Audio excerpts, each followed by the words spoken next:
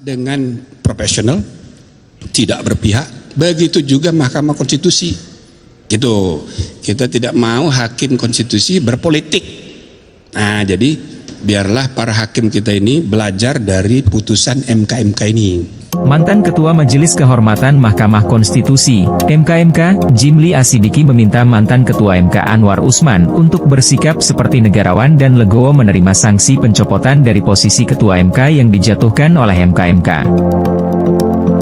Menurut Jimli, Anwar tidak perlu mengajukan gugatan ke Pengadilan Tata Usaha Negara, PT UN, untuk kembali merebut kursi Ketua MK.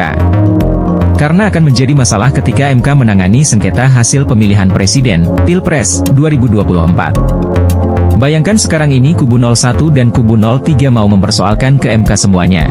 Kalau ketuanya masih Anwar Usman mau bagaimana, kata Jimli. Jimli mengingatkan, seorang negarawan semestinya mengutamakan kepentingan bangsa dan negara dibandingkan kepentingan pribadinya. Ia juga menilai, putusan MK yang mencopot Anwar Usman serta melarang Anwar terlibat dalam penanganan sengketa Pilpres 2024 sudah tepat demi menghindari konflik kepentingan. Seperti diketahui, Anwar adalah paman dari calon wakil presiden nomor urut 2 Gibran Raka Buming Raka yang perolehan suaranya unggul di sejumlah hasil hitung cepat.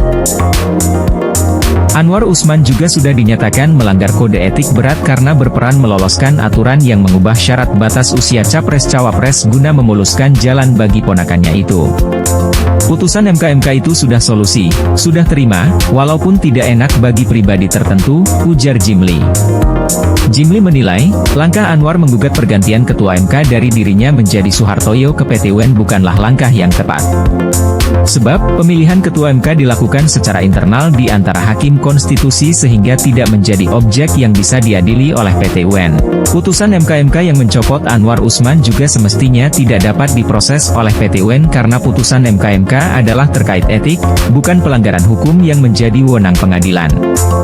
Jadi daripada bikin runyam, saya berharap para hakim tidak membuat keputusan yang mempermalukan diri sendiri, ujar pakar hukum tata negara itu.